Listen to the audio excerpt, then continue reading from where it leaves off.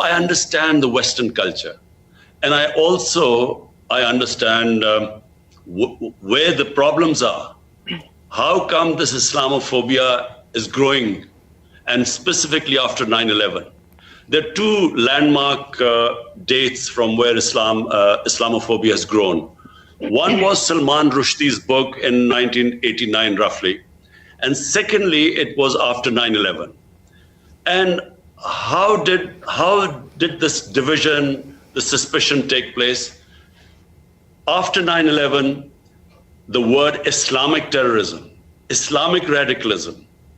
Now, when these terms started becoming currency and announced by Western leaders, the man in the street does not understand. When you say Islamic radicals, it seems that there's something in the religion that makes people radical. And the man in the street cannot distinguish between a moderate Muslim and a radical Muslim. Terrorism has no religion. In every human society, they're extremists. They are liberals, they're extremists, and bulk of the people are moderates. In 1989, there was a book called Satanic Verses, written by a Muslim who knew, because he came from a Muslim family, he knew the reaction in the Muslim world amongst the Muslims if he insulted or mocked or ridiculed our Holy Prophet, peace be upon him. But what happened after 1989 was, rather than again the Muslim world coming up with an intellectual narrative, trying to explain to them that why do we feel, why are we so hurt when our Holy Prophet is ridiculed? Why does it hurt us so much? Living in and knowing the Western societies, I knew why they couldn't understand, because they do not treat religion like we do. Jesus Christ is not treated the way we in the West, the way we treat our Holy Prophet here. So they couldn't understand what was going on. Why were there demonstrations? Why were there death threats to Salman Rushdie? So they kept thinking that the Muslims do not allow freedom of expression. So Muslim world is intolerant. It doesn't allow freedom of expression. They were able to vilify our religion. And yet there was no coherent response from the Muslim world. And therefore, we kept into the cycle. Every few years, there would be some cartoons, insulting cartoons against our Prophet. Every few years, there would be something insulting him. We would respond. There would be some act of extremists. They would not respond. So this Islamophobia, this cycle kept getting worse. And poor Muslims living in Western societies kept suffering.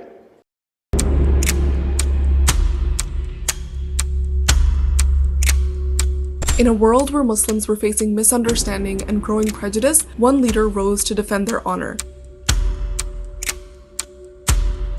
Imran Khan, the voice of around 2 billion Muslims. At the United Nations and other global fora, he fearlessly spoke against the rising tide of Islamophobia. He defended the dignity of Islam and the sacred honor of our beloved Prophet Muhammad, peace be upon him. The Prophet lives in our hearts. When he's ridiculed, when he's insulted, it hurts. As we human know, we human beings understand one thing: the pain of the heart is far, far, far more hurtful than physical pain. And that's why the Muslims react. When silence had become the easy choice, his words ignited hope and pride in the hearts of Muslims worldwide, shining a light on their struggles and awakening the conscience of the world. After 9/11, the word Islamic terrorism, Islamic radicalism. Now, when these terms started becoming currency and announced by Western leaders, the man in the street does not understand. When you say Islamic radicals, it seems that there's something in the religion that makes people radical. And the man in the street cannot distinguish between a moderate Muslim and a radical Muslim. Terrorism has no religion. He wrote letters to Muslim leaders across the world urging unity to combat the rising tide of Islamophobia.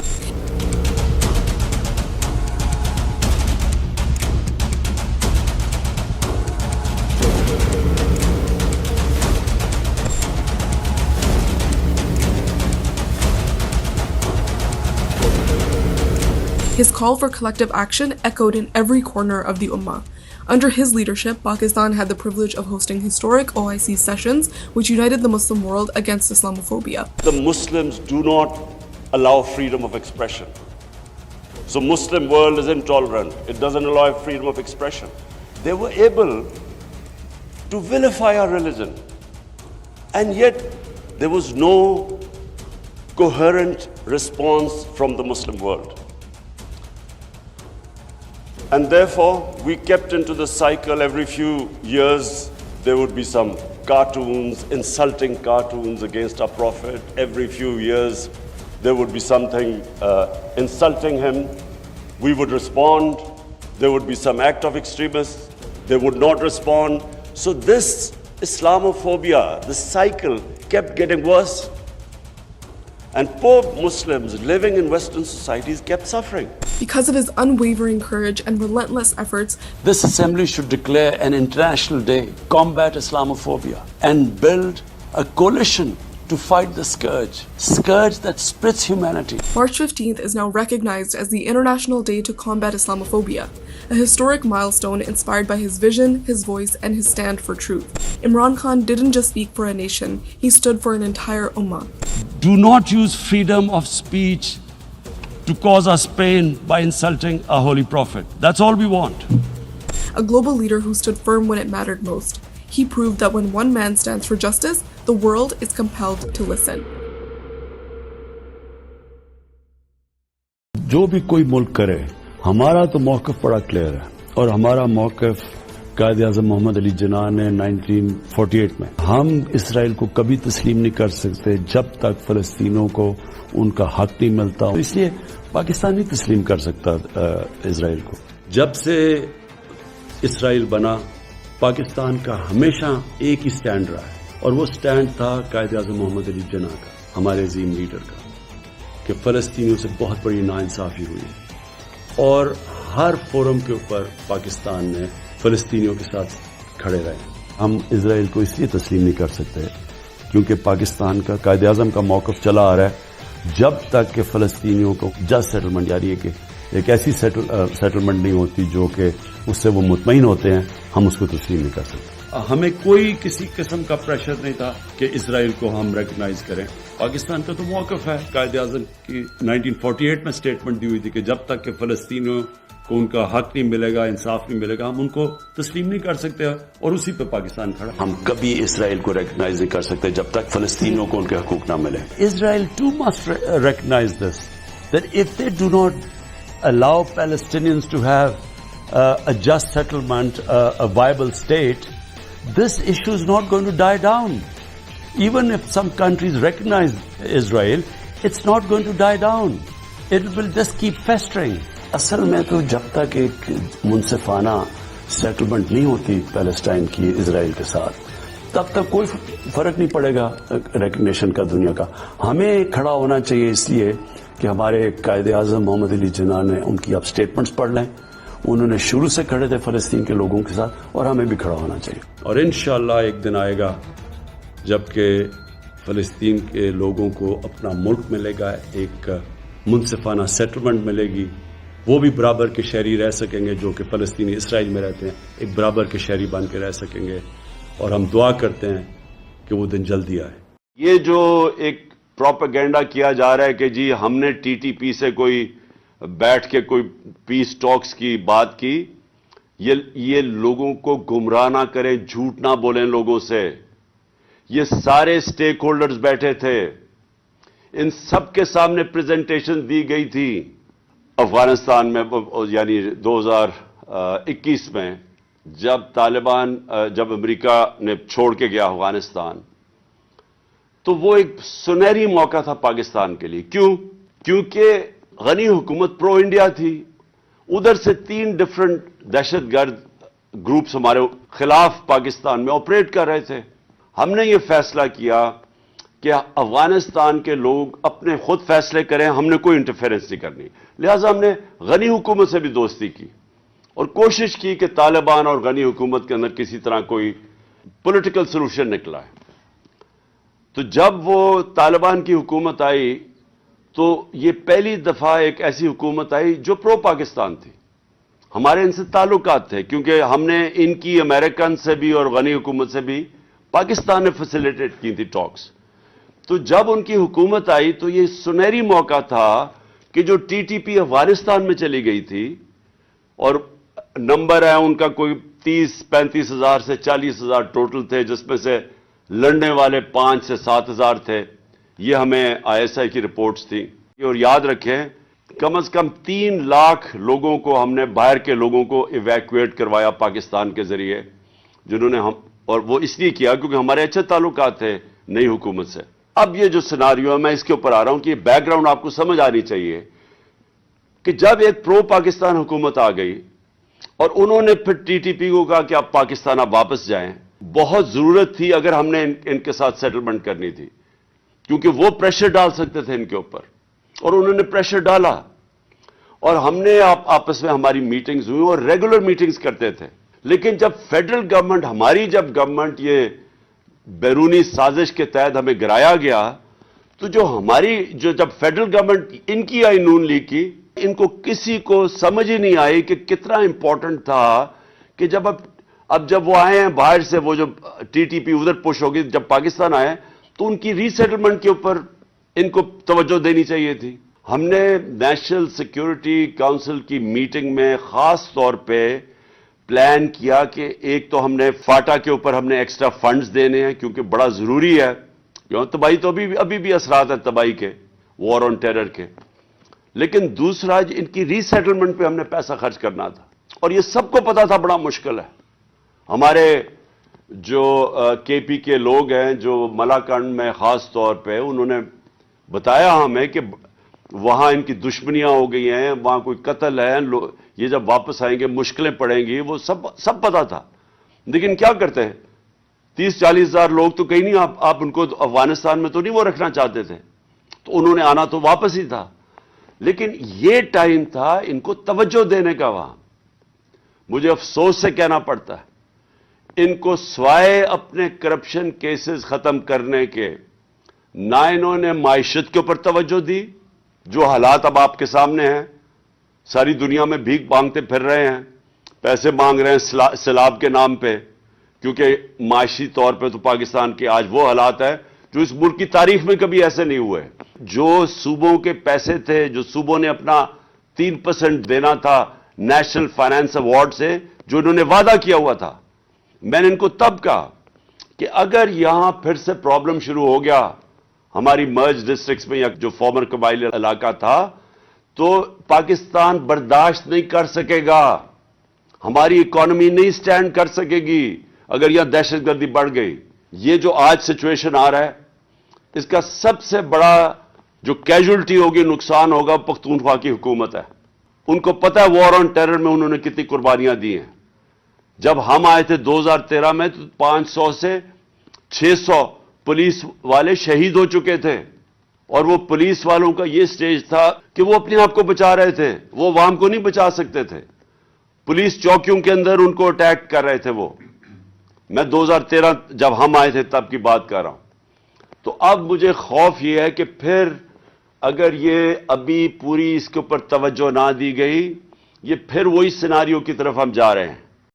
Afghan जंग में इमरान खान का मुज़ाकरात का मौक़िफ़ हो या मुशर्रफ दौर में हर forum पर military operation की मुखालिफ आवाज़ बनकर उभरना हो, वक्त ने साबित किया कि इमरान खान ने खित्ते की जंगों और अपने ही लोगों पर मिलिट्री ऑपरेशंस के खिलाफ जो मौक़िफ़ अपनाया वो दुरुस्त साबित हुआ। Army butchered civilians, women, children, and so we're doing exactly the same thing again in Balochistan. They were bombing people. How can you bomb people? Are we just bombing our own people?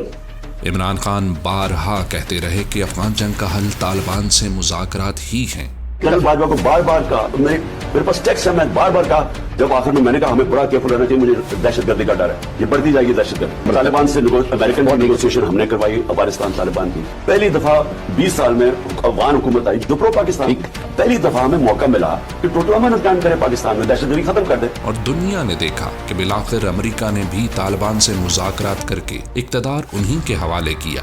Imran Khan وہ واحد leader ہیں جنہوں نے NATO supply کے خلاف دھرنے دیے. 2012 کے سنگین دہشت گردی کے حالات میں ڈرون حملوں کے خلاف وزیرستان مارچ کیا. Despite the efforts of them to sabotage it, I think it will be huge. Not only will there be a huge rally going all the way into DI Khan, but I think there will be a huge reception in Waziristan of the tribal people receiving us there. Doctor Aafia Siddiqui کی رہائی کے لیے آواز اٹھائی. تحریک انصاف کی جب government آئے گی, ساری, صرف میں عافیہ صدیقی کی بات نہیں کر رہا, ساری دنیا کے جیلوں میں پاکستانی پڑے ہوئے ہیں, انشاءاللہ پوری ذمہ داری لیں گے. پرائی جنگوں میں کود کر اپنے ملک میں دہشت گردی امپورٹ کرنے کی سب سے زیادہ مخالفت عمران خان نے کی. ہماری اس ملک کی بدقسمتی ہے کہ ہم نے اپنے ڈالروں کے پیچھے اپنے ضمیر بیچے, ہم نے ڈالروں کے پیچھے یہ سارا کچھ کیا. ایک ایجنسی سے دوسری ایجنسی سے تیسری ایجنسی, 7 ایجنسیز کے اندر ہماری 1.5 لاکھ فوج کو ہم نے جا کے وہاں پھنسا دیا. یہ کس کو اس کی فائدہ ہوا؟ کیا پاکستانیوں کو فائدہ ہوا یا ہمارے دشمنوں کو فائدہ ہوا؟ بطور وزیر اعظم عمران خان کے دور میں قبائلی علاقہ جات اور آپریشن زدہ علاقوں کی بحالی کے لیے تیزی سے کام کیا. ان علاقہ جات کے لیے سالانہ 100 بلین ڈیولپمنٹ فنڈ مختص کیا گیا اور صحت انصاف جیسے منصوبوں میں ان علاقوں کو شامل کر کے وہاں کی عوام کا احساس محرومی ختم کرنے کی کوشش کی گئی. انہی اقدامات کی بدولت عمران خان کے دور میں دہشت گردی کے واقعات میں تاریخی کمی ہوئی اور اس دوران ایک بھی ڈرون حملہ نہیں ہوا.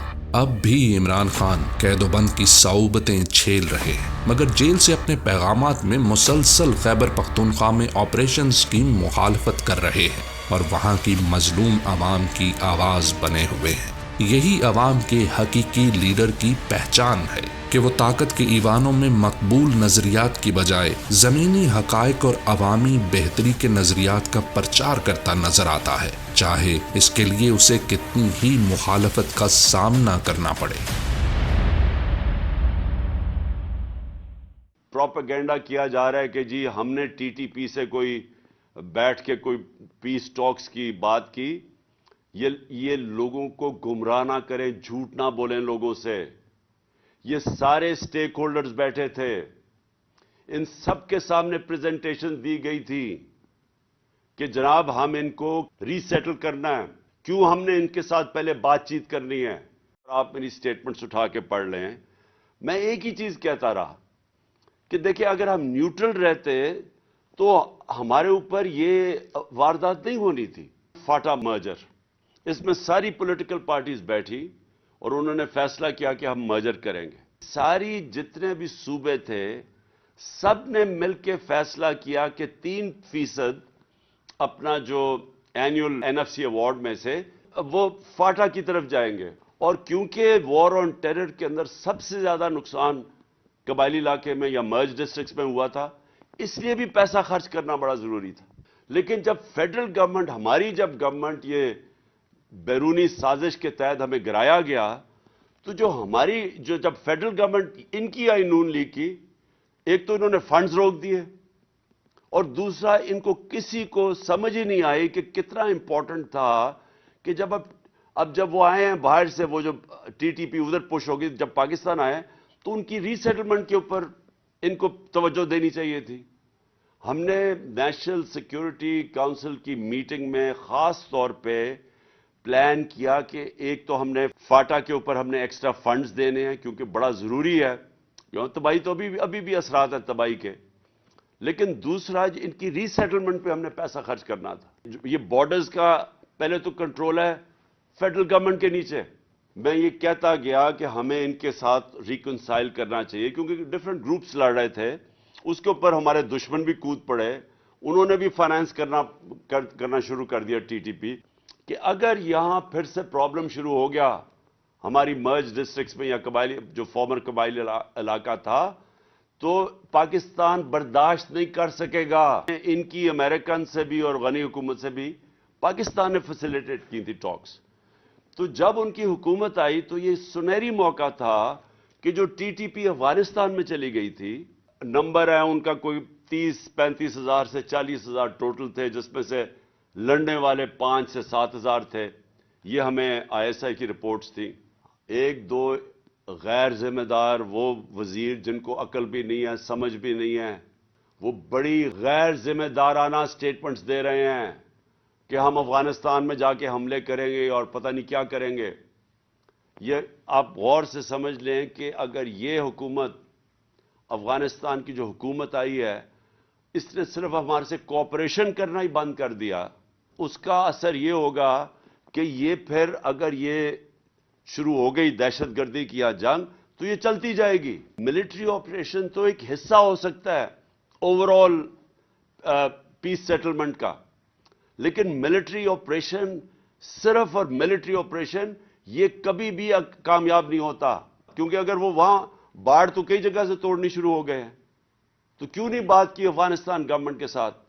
کیوں نہیں ابھی تک پاکستان کا جو فورن منسٹر ہے وہ ساری دنیا کے چکر لگا رہا ہے؟ سب سے امپورٹنٹ تو ہے افغانستان جانا چاہیے تھا اس کو. سب سے زیادہ تو ہمیں تکلیف ہے اس وقت جو 80 لاکھ کشمیریوں سے ہو رہا ہے, لیکن میرا یہ ایمان ہے کہ یہ تکلیف تو وہ سہ جائیں گے. تکلیف تو پہلے بھی ان کو کافی تھی.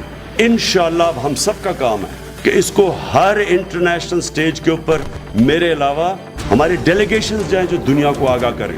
جدھر نریندر مودی ہندوستان کو لے گیا ہے, ہندو نیشنلزم کا اس نے جو جن بوتل سے نکل گیا ہے, یہ واپس نہیں جاتا بوتل میں, پیچھے وہ ہٹ نہیں سکتا.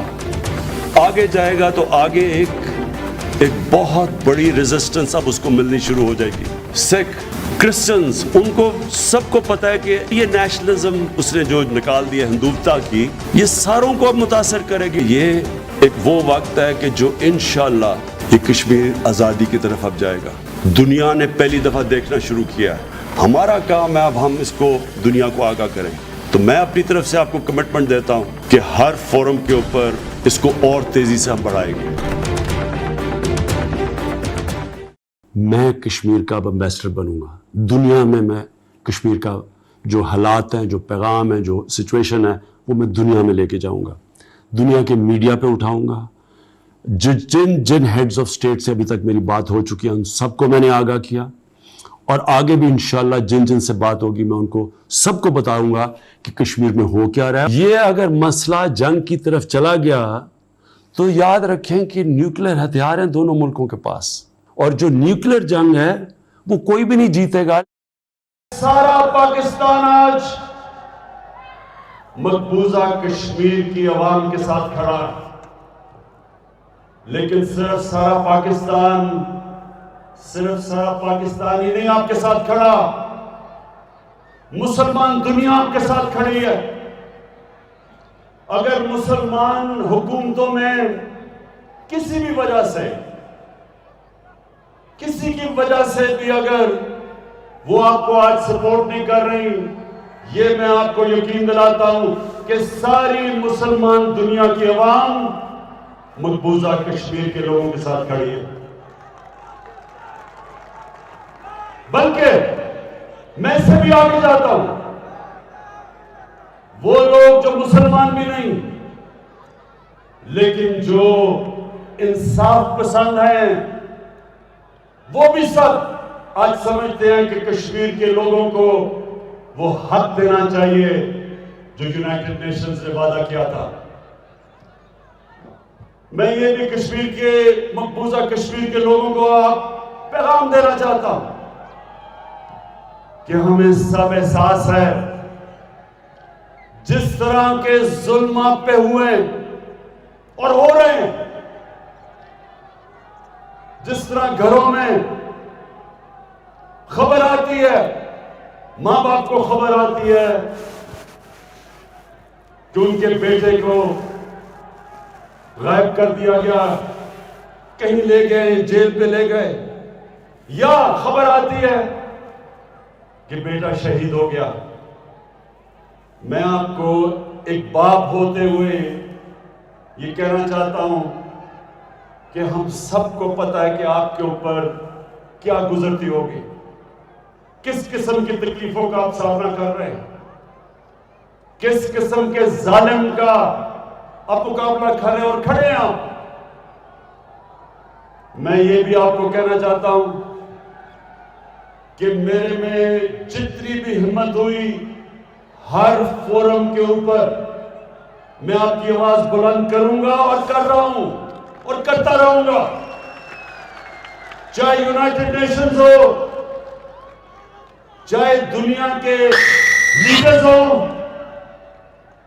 یورپین یونین کے لیڈرز ہوں, برطانیہ کا جو پچھلا امریکہ کا صدر تھا, 3 دفعہ اس سے میں نے تاکید کی کہ کشمیر کا مسئلہ حل کرے. میڈیا کے اوپر آپ کی آواز اٹھاؤں گا. آپ مطمئن ہو جائیں کہ جب میں نے کہا تھا کہ میں کشمیر کا سفیر بنوں گا, جب تک کشمیر آزاد نہیں ہوگا ساری جگہ آپ کی آواز بلند کروں گا.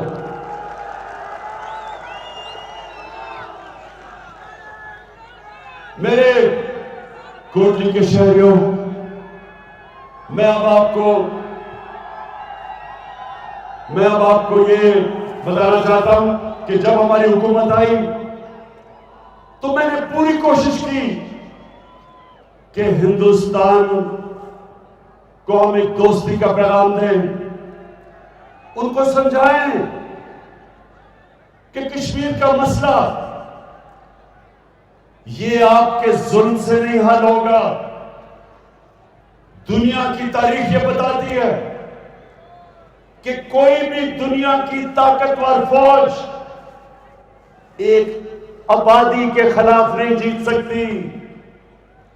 جب ایک قوم ساری کھڑی ہو جائے, بڑی سے بڑی فوج دنیا کی تاریخ ہمیں بتاتی ہے کہ فیل ہو گئی.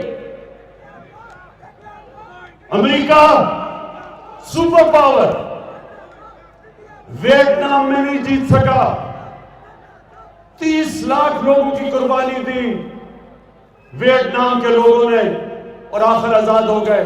سپر پاور نہیں جیت سکی. افغانستان کی تاریخ بتاتی ہے کہ کتنی سپر پاورز آئی افغانستان میں, لیکن ایک آبادی کے خلاف کوئی سپر پاور نہیں جیت سکتی. الجیریا میں فرانس نے کتنا ظلم کیا, لیکن آخر آبادی کے خلاف فرانس نہیں جیت سکا. ہندوستان 9 لاکھ فوج لے آئے, زیادہ بھی فوج لے آئے, لیکن وہ ایک آبادی ہے کشمیر کے لوگوں کی جو آپ کی غلامی قبول کبھی نہیں کرے گی. جو بچہ پیدا ہوتا ہے کشمیر میں, اس کے بھی دل میں سب سے پہلے آزادی کا جذبہ جاتا ہے. جتنے مرضی جو مرضی آپ کریں کشمیر پہ, 1 لاکھ کشمیری شہادت دے چکے ہیں.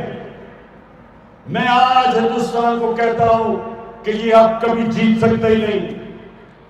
جب ایک آبادی مانتی نہیں ہے آپ کو, اور جو تھوڑے سے لوگ کشمیر میں ہندوستان کی حمایت کرتے تھے, جب سے 5 اگست سے جو آپ نے ظلم کرنا شروع کیا, لاک ڈاؤن کیا, کرفیو لگائے, وہ بھی تھوڑے سے لوگ آج آزادی چاہتے ہیں.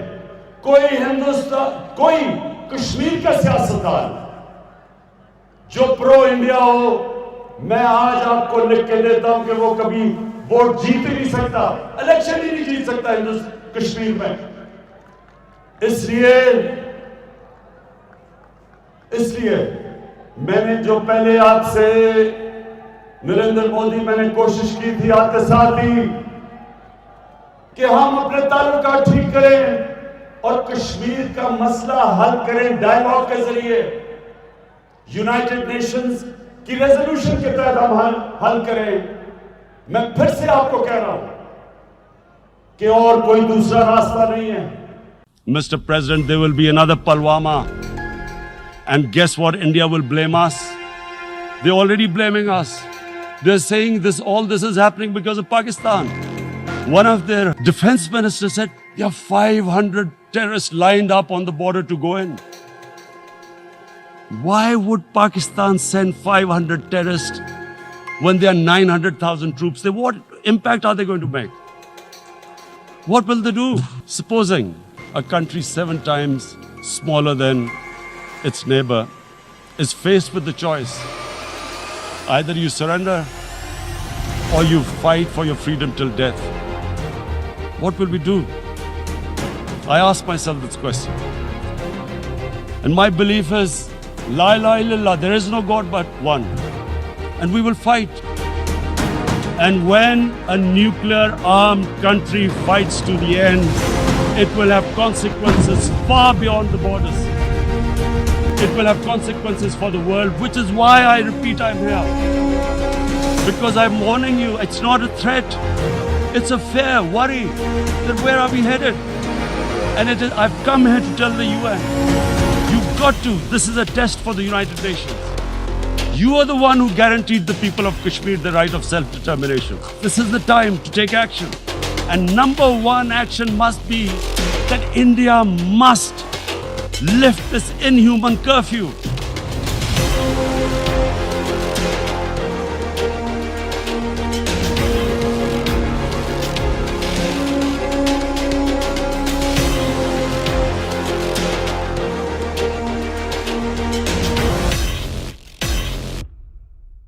सात दहाइयों से मकबूजा कश्मीर की मजलूम अवाम मुसलसल रियासती जबर का शिकार है, जहां अक़वाम मुत्तहिदा की करारदादों को मुसलसल नजरअंदाज करके इंसानी हकूक की बदतरीन खिलाफ वर्जियों से कश्मीर की डेमोग्राफी बदलने की कोशिश जारी है। पाकिस्तान के अशराफिया हुक्मरान खानदान, खसूसन मुस्लिम लीग नून, भारतीय कारोबारी शख्सियात के साथ अपने ज़ाती मफादात मुंसलिक होने की बदौलत मसले कश्मीर को हमेशा पसे पुष्ट डालती रही है। नवाज शरीफ ने बतौर वज़ीर आज़म नरेंद्र मोदी की तकरीब हल्फ बर्दारी में शिरकत की, मगर कश्मीरी हुर्रियत पसंद रहनुमाओं से मुलाकात से इनकार कर दिया। इमरान खान हमेशा कश्मीरी मुसलमानों के लिए आवाज़ बुलंद करते रहे। बतौर वज़ीर आज़म इमरान खान के इक़्तिदार संभालते ही मसला कश्मीर पर मुसलसल आलमी बरादरी को बेदार करने के लिए ख़ुसूसी इक़दामात काबिल ज़िक्र रहे।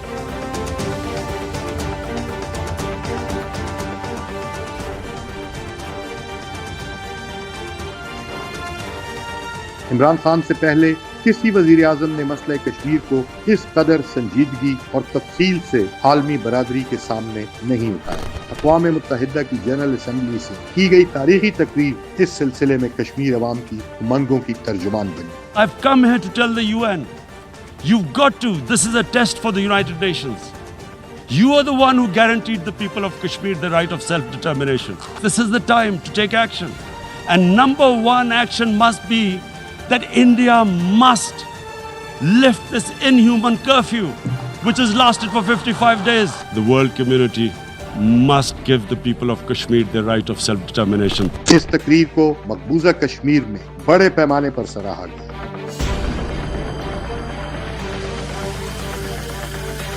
आर्टिकल 370 के खात्मे के बाद कश्मीरी अवाम मुसलसल खौफ व जबर की एक नई लहर का शिकार थी और पूरे कश्मीर को एक जेल में तब्दील कर दिया, जिस पर इमरान खान ने दुनिया को भारत की जानिब से की गई ज्यादतियों से आगाह किया।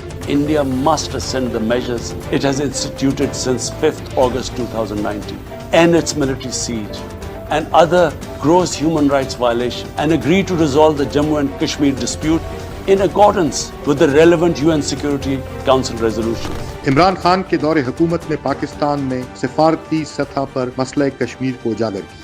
इसके अलावा इमरान खान ने बतौर वज़ीर आज़म मकामी सतह पर की गई तकारीर में बार बार कश्मीरी कौम से इज़हार यकजहती और उनके हक़ खुदइरादियत की हिमायत की। मैं कश्मीर के लोगों को यह कहना चाहता हूँ कि इंशाअल्लाह जब ये आपको आपका हक मिलेगा, मकबूजा कश्मीर और आजाद कश्मीर, कि जब आप अपनी मुस्तकबिल का फैसला करेंगे और कश्मीर के लोग इंशाअल्लाह जब पाकिस्तान के हक में फैसला करेंगे कि उसके बाद पाकिस्तान कश्मीर के लोगों को वो हक देगा, उनको वो राइट देगा कि आप आजाद रहना चाहते हैं या आप पाकिस्तान का हिस्सा बनना चाहते हैं। इमरान खान ने 5 अगस्त को कश्मीरी अवाम से यकजहती के लिए बतौर यौम इस्तेहसाल कश्मीर मनाने का ऐलान किया। इमरान खान की काविशों से आलमी मीडिया की तवज्जो मुसलसल कश्मीर पर मरकूज हुई, जो इससे पहले कहीं पाकिस्तान के साबका हुक्मरानों की बदौलत धूल में गुम हो चुका था। यहाँ तक कि इमरान खान के दौरे अमरीका पर डोनाल्ड ट्रंप वो पहले अमरीकी वजीर आजम बने जिन्होंने मसला कश्मीर पर पाकिस्तान के मौक़िफ़ को लेकर गुफ्तगू की। I was with Prime Minister Modi 2 weeks ago, and we talked about this subject, and he actually said, would you like to be a mediator or arbitrator? I said, where? He said, Kashmir, because this has been going on for many, many years. I was surprised at how long it's been going on. 70 years. I think they'd like to see it resolved, and I think you'd like to see it resolved, and if I can help, I would love to be a mediator. Imran Khan की हुकूमत को साजिश के जरिए घर भेजने के बाद मसला कश्मीर को एक मरतबा फिर दबा दिया गया। इमरान खान की हुकूमत के खिलाफ मरकजी साजिशी किरदार जनरल बाजवा पर भी ये इल्जाम लगाया गया कि उन्होंने बैकडोर राब्तों के जरिए कश्मीर का समझौता किया। मुल्क पर पीडीएम टोले को मुसल्लत करके पाकिस्तान को सिफारती महाज पर एक मरतबा फिर नाकामियों का सामना है। पाकिस्तान में जब भी तहरीक इंसाफ की हुकूमत वापस आई, कश्मीरी अवाम से इजहार यकजहती और उनके हक के खुद इरादियत के लिए जिद्दोजहद को दोबारा उसी सिरे से आगाज किया जाएगा जहां तहरीक इंसाफ के दौर में छोड़ा गया। पाकिस्तानी कौम की हकीकी आज़ादी, जिसके लिए इमरान खान मुसलसल कुर्बानियां दे रहे हैं, का मतलब है कि पाकिस्तान अपने सिफारती मामलात तय करने में हर आलमी दबाव से आज़ाद हो और अपने अवाम की मंशा और इंसानी हुकूक की पाबंदी करते हुए अपनी खारजा पॉलिसी बना सके। मेरी हमेशा ये ख्वाहिश थी कि पाकिस्तान की जो फॉरेन पॉलिसी हो वो आज़ाद हो। आज़ाद फॉरेन पॉलिसी का मतलब ये होता है कि एक कौम अपने लोगों के फ़ायदे के लिए फॉरेन पॉलिसी बनाए। इंशाअल्लाह वो वक्त करीब है जब कश्मीरी अवाम को आज़ादी और पाकिस्तानी अवाम को हकीकी आज़ादी नसीब होगी और इस खित्ते पर अमन का सूरज तुलू हो। मैं कश्मीर का एम्बेसडर बनूंगा। दुनिया में मैं कश्मीर का जो हालात हैं, जो पैगाम है, जो सिचुएशन है, वो मैं दुनिया में लेके जाऊंगा।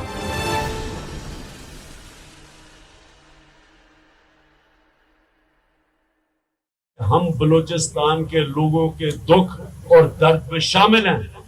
जो उनसे नाइंसाफियां हुई हैं वो हमारी कौम है, हमारे लोग हैं, हमारे भाई हैं। हम तहरीक इंसाफ है। अगर हमारे लोगों से नाइंसाफियां होती हैं जिस मर्जी हिस्से में, चाहे वो फाटा हो, चाहे बलूचिस्तान हो, चाहे जिधर भी हो, हमने उनके साथ खड़े होना है। और याद रखें, हम इंसाफ की बात करेंगे, चाहे वो जुल्म कोई तालिबान के नाम पे करे और चाहे वो जुल्म हुकूमत पे बैठ के करे, चाहे वो हमारी फौज के नाम पे कोई करे, हमने इंसाफ की लाइन लेनी है। अल्लाह कुरान में कहता है, ये बड़ा वाज़ेह है, ये हमारा दीन हमें कहता है। कुरान की आयत है कि अपने दुश्मनों से भी इतनी नफरत ना करो कि उनसे इंसाफ ना कर सको। ये हमारा अल्लाह हमें हुक्म देता है। हमने, चाहे वो अक़लियतें हो, चाहे वो मसीह बरादरी हो, चाहे वो हिंदू हो, चाहे वो सिख हो, चाहे वो वैशी दहशतगर्द हो, सबसे हमने इंसाफ के तकाजों के ऊपर उनसे डील करना है। हम अपनी फौज से जुल्म करेंगे अगर हम इसकी निशानदेही ना करें। सिविलाइज्ड नेशंस हमेशा ड्यू प्रोसेस ऑफ लॉ को फॉलो करती हैं, कानून पे चलती हैं। The worst thing that could happen is if there is a conflict between Iran and the US and its allies, it'll be a disaster. It'll be a disaster for us. Pakistan will be a disaster. It'll be a disaster for the developing world because the oil prices will shoot up. Already we are trying to barely manage our budgets and our current account situation. Suddenly everything will be offset. It will cause poverty in the world. And God knows how long it will go on. So, we in Pakistan pray that this does not happen. We have tried our best. We've already talked to Saudi Arabia, Iran, the United States. I spoke to President Trump yesterday, and I told him that this would be a disaster for us if this war starts. I do not understand why countries go to resolve the differences through military conflicts. Because this is just in our lifetime we've seen this. The moment you start a military conflict, you don't know where it is going to go. You can start a conflict, you don't know when it will finish. And then it has unintended consequences. So we have seen in front of our eyes Pakistan joining the US war on terror. And I was the one who was objecting to it. I was openly against it, and I thought Pakistan should have stayed neutral. It should not have become partisan. Because Pakistan had nothing to do with 9/11. There were no Pakistanis involved. Al-Qaeda was in Afghanistan. Do you think that the U.S. and President Trump is getting it right when it comes to dealing with Iran? Because I know that you've tried to be a mediator in that situation. You see it be a disaster. Just look at Afghanistan. It's almost now 19 years. We're still finding a solution. Still trying to get peace talks going, ceasefire going. Still people are dying in Afghanistan. This is 19 years, over $1 trillion spent on it. Does the US want another conflict? And trust me, Iran will be much, much more difficult conflict than even Afghanistan. You've spent time in Tehran talking about these issues. Do you believe that there is a possibility that they would sit down with Donald Trump and have a conversation? You know, people should never rely on military solutions. I mean, you use military to solve one problem, 5 other problems come up, unintended consequences. Whenever you look back, look at Vietnam War. The generals were saying it's only a few months, 2 months, 6 months, 6 weeks, and look what happened. Same with Afghanistan. I heard it myself. War is never a solution. People who try and solve issues through bloodshed and war, you know, they always cause mayhem in this world. A conflict right now with Iran would be a disaster for developing countries. Oil prices will shoot up. Countries like us who are just about balancing our budgets, everything will go and it'll just cause poverty. So I would, you know, and I did say it to President Trump that, you know, war is not the solution. Some 20 years ago, if we spoke about climate change, we were normally met with cynicism, skepticism, even ridicule. But today, anyone can see that climate change is for real. Record temperatures in Siberia, ice melting on the poles, temperatures in Europe unprecedented, fires ravaging Australia, California, cyclones, hurricanes. If the world does not take notice now, I'm afraid we will be endangering our future generations. We in Pakistan realized about a decade ago the glaciers and the mountains that feed our rivers, the rivers that feed our population. The glaciers were melting at a much faster rate. So when my government came to power some 7 years ago in one of the provinces, in KP, we set ourselves the target of planting 1 billion trees. We achieved that target. And then when my party came into power in the center, in the federal government, we have set ourselves a target of planting 10 billion trees. I really feel that this is the time for the world to come together and fight climate change.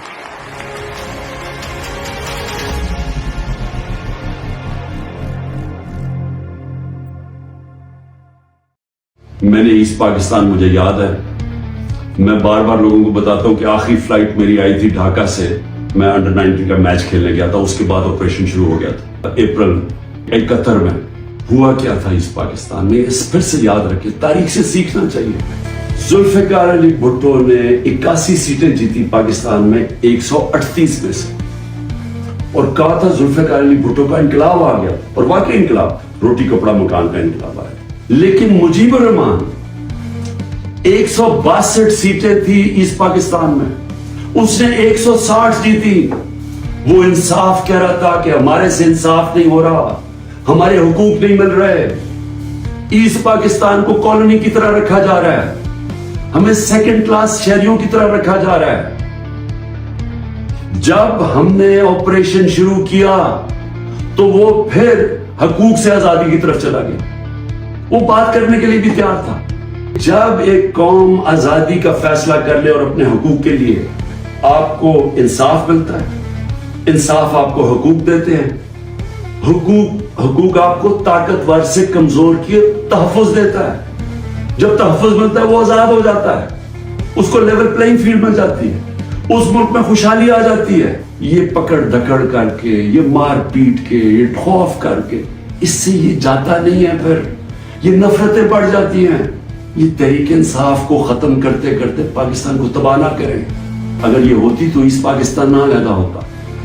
اس کا مسئلہ اس ملک میں قانون کی حکمرانی قائم کرنا ہے, ادارے مضبوط کرنا ہے, سارے اداروں کو اپنے آئینی رول کے اندر فنکشن کرنا ہے, لوگوں کو آزاد کرنا ہے, ان کو حقوق دے کے. جو حدیث ہے نبی صلی اللہ علیہ وسلم کی, انہوں نے کہا کہ اگلی دنیا کے لیے ایسے جیو کہ تم نے کل مر جانا ہے, اس دنیا کے لیے ایسے جیو کہ آپ نے 1000 سال زندہ رہنا ہے. یعنی جو بھی آج اس دنیا پہ آپ کر رہے ہیں, اس کا امپیکٹ آنے والی نسلوں پہ کیا ہوگا, آپ کو مسلسل سوچنا چاہیے.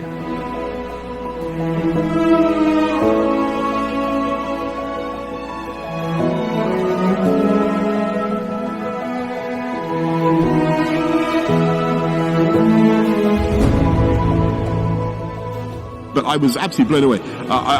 I invite everybody to follow the example of Imran Khan of Pakistan, who has pledged to plant 10 billion trees in Pakistan alone. سعودی عرب بھی پاکستان کے نقش قدم پر چل نکلا ہے. مملکت کے بادشاہ نے بھی 10 بلین ٹری منصوبہ شروع کرنے کا اعلان کر دیا ہے. وزیر اعظم عمران خان کی 10 بلین ٹری سونامی منصوبے کی دنیا بھر میں دھوم مچ گئی ہے.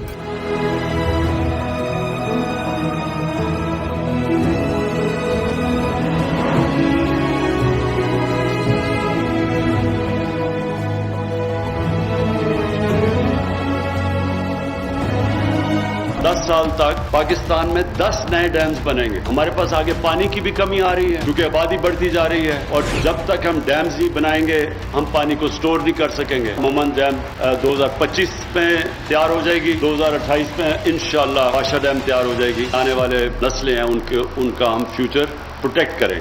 وزیر اعظم کی جو کاوشیں تھیں, ماحول دوست کاوشیں, ماحولیاتی تحفظ کے لیے جو انہوں نے عالمی سطح پر کاوشیں کی, ان کو عالمی سطح پر ان کا اعتراف کیا گیا ہے, ان کو مان لیا گیا ہے. تاریخ میں پہلی بار پاکستان کو ماحولیات کے عالمی دن کی میزبانی کا یہ اعزاز ملا. خیبر پختونخوا میں بلین ٹری سونامی کے ناقابل یقین نتائج سامنے آ رہے ہیں. سوات, مٹا اور دیگر وادیوں میں بنجر پہاڑ اب خوبصورت سبزے میں تبدیل ہو چکے ہیں.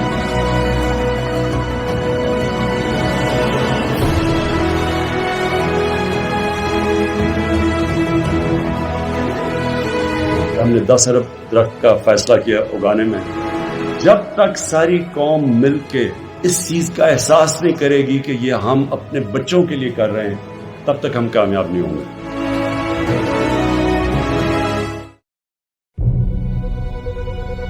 Countries are built on knowledge cities. Knowledge cities provide the intellectual and technical base for a country to become a developed country. Namal university, پرعزم لیڈر عمران خان کا خواب اور خواب کی شاندار تکمیل.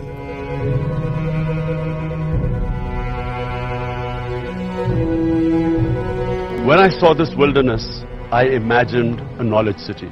The sort of knowledge city like Oxford University. رکاوٹوں کے باوجود 2008 میں یونیورسٹی آف بریڈفورڈ UK سے الحاق شدہ کالج کے طور پر تعلیمی سرگرمیوں کا آغاز ہوا. ہم اپنے جو اسٹوڈنٹس ہیں وہاں پہ ہمارے ایریا کی ان کی ہیلپ کر رہے ہیں. وہ جہاں پہ آتے ہیں ہمارے پاس, ہم ان کو گائیڈ کرتے ہیں کہ آپ لوگوں نے آگے کس طرح کریئر میں گرو کرنا ہے. اب جو دوسرا مشن ہے میرا وہ یہی ہے کہ میں لوگوں کی ہیلپ کروں اور اپنے ایریا کی اسپیشلی ہیلپ کروں, نمل کالج کے ایریا کی. یہ جا کے اپنے گھروں میں, قصبوں میں, شہروں میں جب تبدیلی لے کے آئیں گے اور لوگوں کو ایجوکیٹ کریں گے تو پھر وہ جو ہمارا نالج سٹی کا ایک خواب ہے وہ پورا ہوگا. پسماندہ علاقے کے نوجوانوں کو جدید علوم کے ذریعے ہنرمند اور برسر روزگار بنانے کے لیے ہماری تنخواہ تو 5,000 بنتی ہے. 5,000 میں اس دوران کیا ہوتا ہے, ہم تعلیم کے لیے سوچ ہی نہیں سکتے تھے بیٹی کے لیے. جو میری بیٹی تعلیم حاصل کر چکی ہے, کیونکہ لڑکی تو پوری فیملی کی ماں بنتی ہے. باہر کے لوگ جو دوسرے تھے, جو نریلا کے امیر لوگ تھے, وہ پڑھاتے تھے. ہمارے بچے غریب جو ہے نہیں پڑھا سکتے تھے. تو اللہ پاک کا بڑا لکھ شکر ہے جو ادھر سکول بن گیا. بڑی تبدیلی آئی ہے. ہمارا گھرانہ جو ٹھیک ٹھاک ہو گیا, غربت ہماری ختم ہو گئی. آج ایک نئی تاریخ رقم ہونے جا رہی ہے. آج نمل یونیورسٹی کو نمل نالج سٹی میں تبدیل کیا جا رہا ہے. Hence you see Namal College, which in my opinion is the beginning, inshallah, of the biggest knowledge city in Pakistan. ہمارے پاس خوبصورت جگہ ہے, بڑی جگہ ہے. اس کو ہم ایک ڈیولپ کریں گے. پہلے تو دیکھنے میں لگے گا کہ ایک کوالٹی یونیورسٹی ہے. پھر اس میں ڈفرنٹ سکولز لے کے آئیں گے. پھر یہ ریسرچ سینٹر بنے گا. اس میں ہم ریسرچ کریں گے. وزٹنگ اسکالرز آئیں گے, ان کے لیے ہم جگہ لیں گے. اوپر بھی ہم جگہ بنائیں گے کہ وزٹنگ فیکلٹی کو ہم اٹھائیں لوگوں کو. یعنی ایک ایسی جگہ جو نالج سینٹر بنے دنیا میں, کہ دنیا کے میپ کے اوپر کوئی دیکھے کہ ایک نالج سینٹر ہے تو وہ یہ نمل ہے.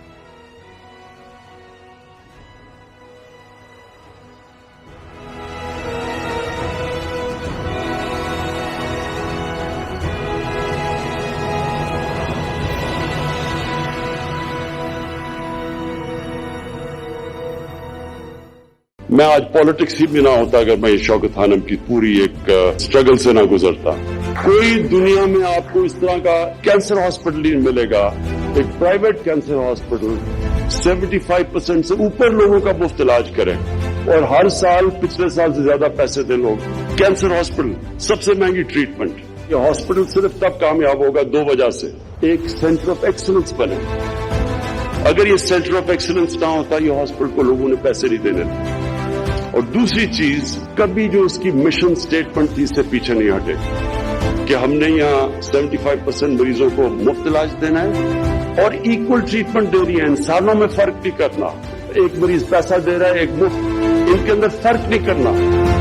جو شوکت خانم کینسر ہاسپٹل بنا تھا اس کی وجہ یہ تھی کہ میو ہاسپٹل میں ایک آدمی دوائیں خریدنے کی کوشش کر رہا تھا. بھائی اس کا کینسر سے مر رہا تھا اور اس کو جب میں نے دیکھا تو اس نے پوچھا کیا دوائیں میں نے ساری لے لی؟ جو اسسٹنٹ تھا ڈاکٹر کا, اس نے کہا نہیں ابھی آپ نے یہ بھی دوائی لینی ہے. تو میں آج تک اس کی شکل پہ مایوسی نہیں بھول سکتا. جو تکلیف تھی اس کو, سارا دن مزدوری کرتا تھا, ساری شام اپنے بھائی کے ساتھ گزارتا تھا جو کینسر سے مر رہا تھا.